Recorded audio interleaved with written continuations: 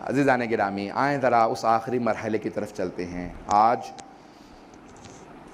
جہاں جہاں پہ بھی جو موجود ہے وہ احساس تو کر رہا ہوگا کہ شب شہادت مولائے کائنات ہے، جناب امیر المؤمنین کی شب شہادت ہے۔ میں بعض لوگوں نے جو زیارات پہ گئے ہیں کلپ بھیجے ہیں کہ جو زائرین جا رہے ہیں تو روزہ کھلوانے کے لیے ایک بوڑھا آدمی کھڑا تھا، بار بار کہہ رہا تھا تمہیں مولا کا واسطہ میرے ہاں افطار کر لینا، جو پیدل جا رہے ہیں میرے ہاں افطار کر لو۔ تو لوگ دیکھ رہے ہیں کہ غریب آدمی ہے، ایک جھونپڑا ہے راستے میں نجف کے، وہاں پہ لوگوں کو زائرین کو دعوت دے رہا ہے میرے ہاں افطار کر لو۔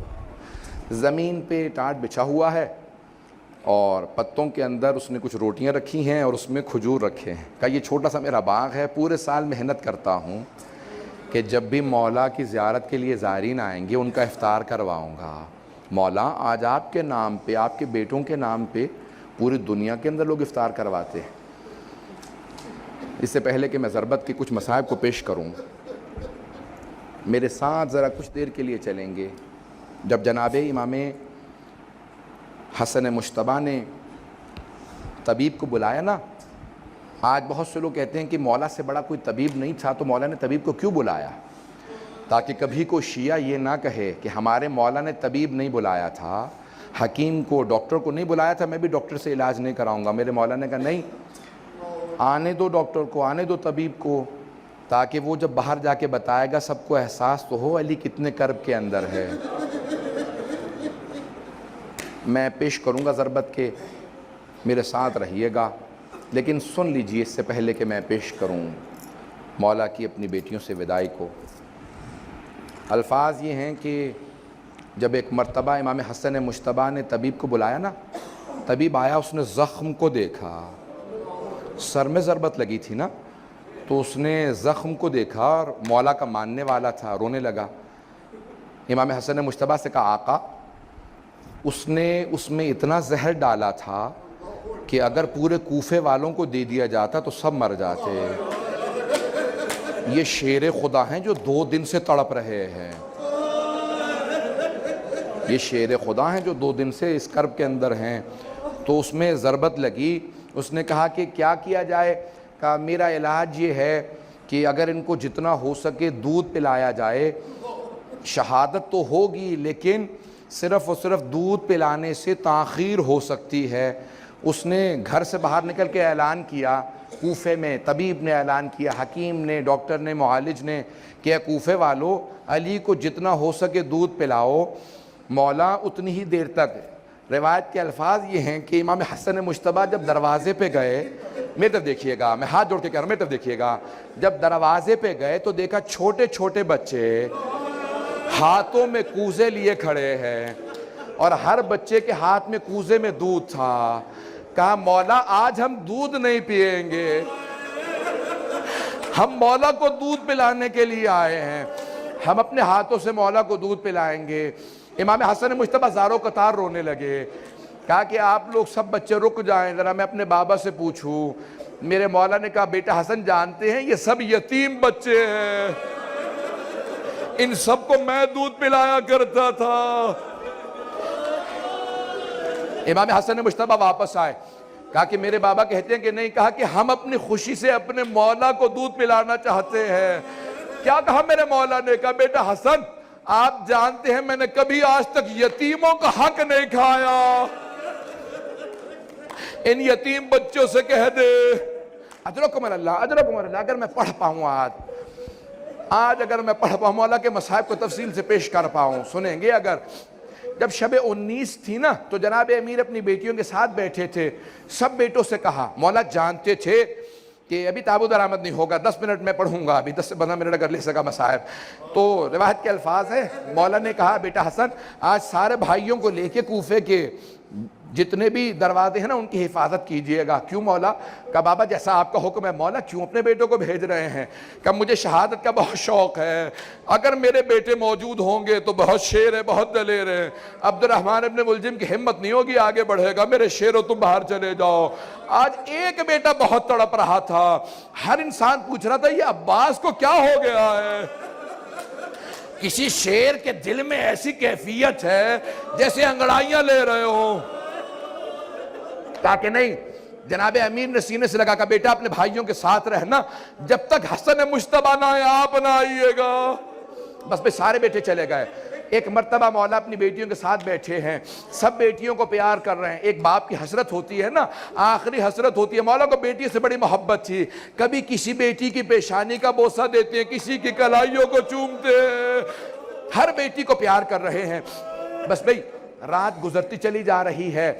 جناب ام کلثوم کہتی ہیں بابا بار بار صحن میں آتے اور اپنی ریش مبارک کو پکڑتے، آسمان کو دیکھتے، پھر کہتے ایا تو حد دنیا غر غیری، او دنیا علی کے غیر کو دھوکہ دینا تو مجھے دھوکہ نہیں دے سکتی. میں نے کہا بابا کیا بات ہے؟ کہ آج رسول خدا سے ملاقات کی رات ہے.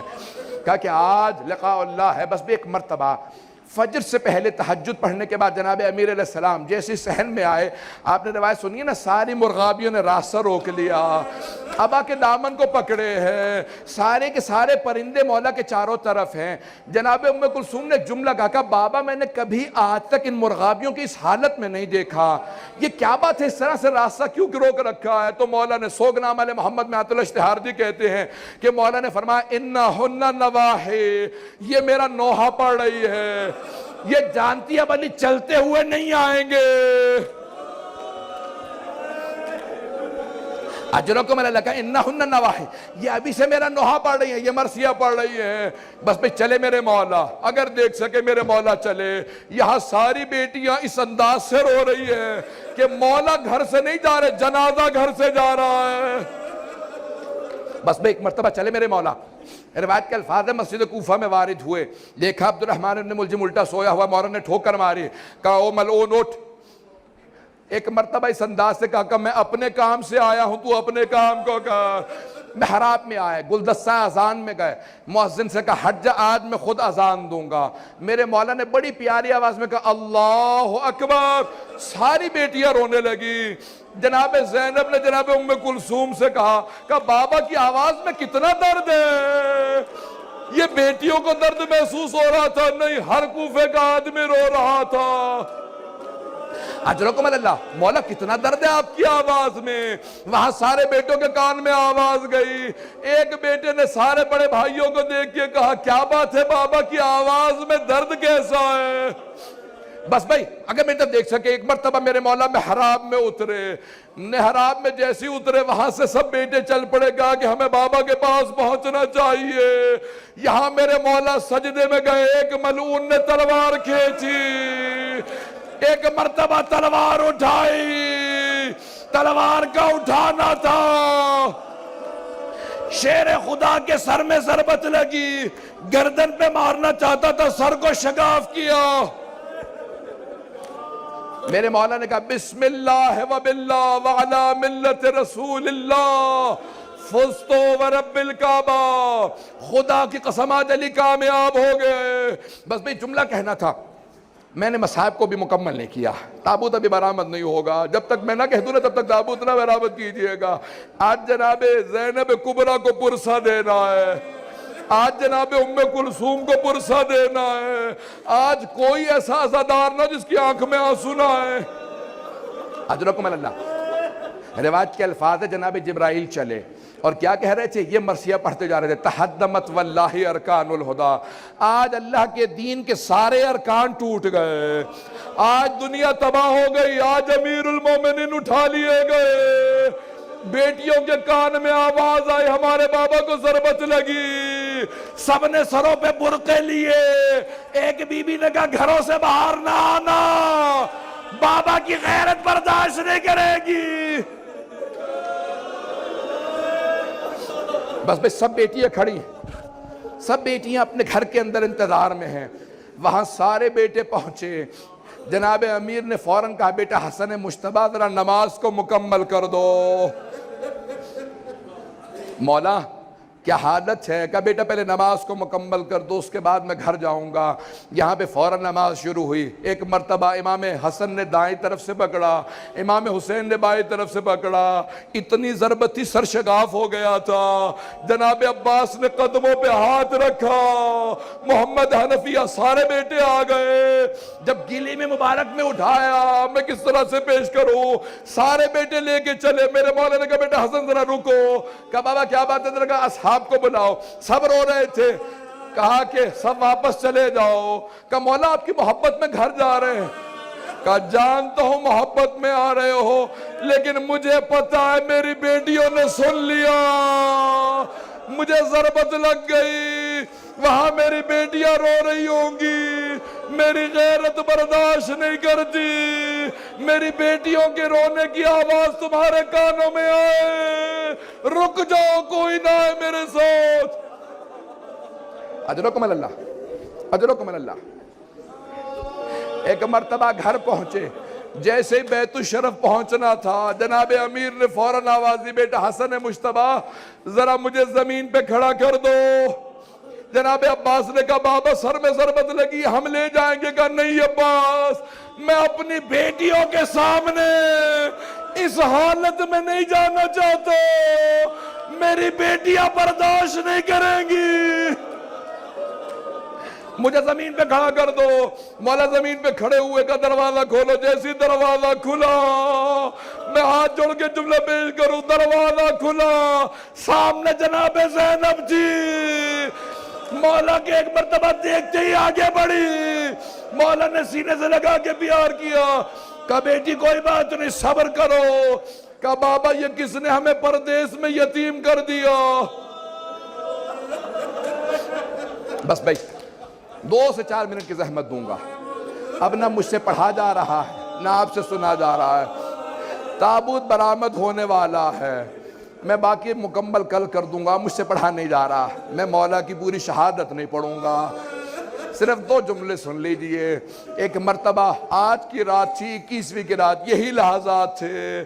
ایک مرتبہ امیر المؤمنین نے آواز دی، میں نے کل جملے پیش کیے تھے نا، سارے بچے جمع تھے۔ کہا بیٹا حسن مجتبیٰ مجھے سہارا دو، آپ کے نانا رسول خدا آ گئے۔ ایک مرتبہ سارے تعظیماً کھڑے ہو گئے، السلام علیکہ یا رسول اللہ۔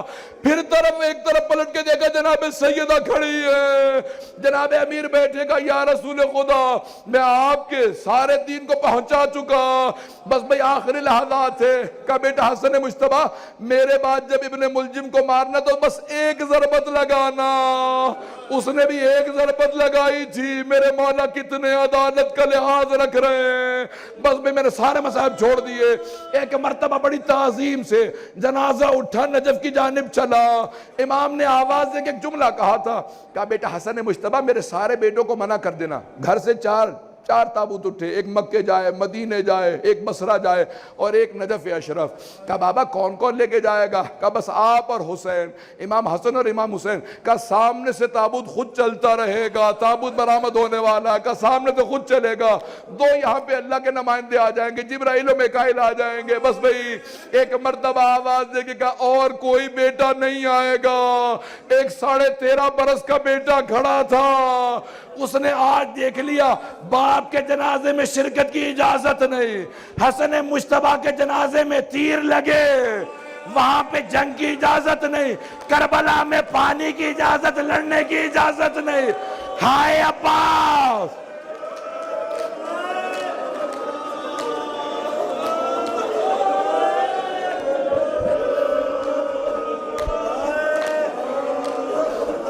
اجرکم اللہ، اجرکم اللہ، اجرکم اللہ۔ بس بھئی میں نے تمام کر دیا، تابوت برآمد ہو رہا ہے۔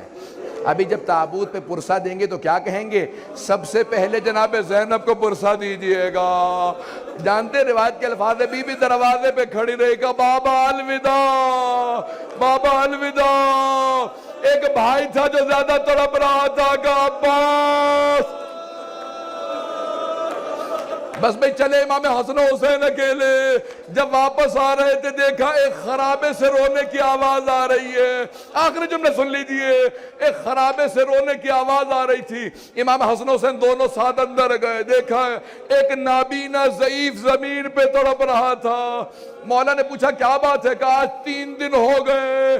ایک آدمی مجھے ہر روز کھانا کھلانے آیا کرتا تھا, وہ 3 دن سے نہیں آیا. دونوں رونے لگے. کہا اس کی کوئی علامت, کوئی نام؟ مولا نے فوراً کہا, میں جب بھی, اس نے کہا, نابینا نے کہا, میں جب بھی نام پوچھتا تھا ایک ہی بات کہتے تھے, غریب جالسن غریبا. ایک غریب دوسرے غریب کے ساتھ بیٹھا ہے, تجھے میرے نام سے کیا مطلب ہے؟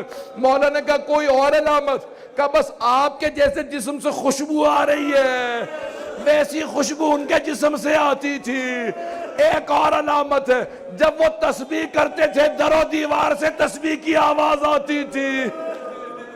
امام حسن مجتبیٰ نے کہا جانتا وہ کون تھے؟ کہا نہیں.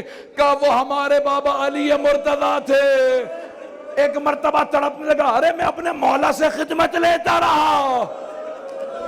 کہ میرے مولا آتے تھے. کہا کہ کہاں ہے؟ کہ ان کی شہادت ہو گئی. کہ مجھے میرے مولا کی قبر پہ لے چلو. قبر پہ آیا. کہ مولا جب پوری زندگی میں آپ سے خدمت لیتا رہا, آپ گئے ہو, مجھے اپنے پاس بلا لو. الا لعنت اللہ علی القوم الظالمین وَسَيَعْلَمُ الَّذِينَ ظَلَمُوا أَيَّ مُنْقَلِبٍ يَنْقَلِبُونَ. زیارت کرتے رہیں گے. میں مختصر سے صرف 2 چند بین کہوں گا. زیارت کرتے جائیں, ماتم کرتے جائیں. آج جناب امیر علیہ السلام کو پرسہ دینا ہے.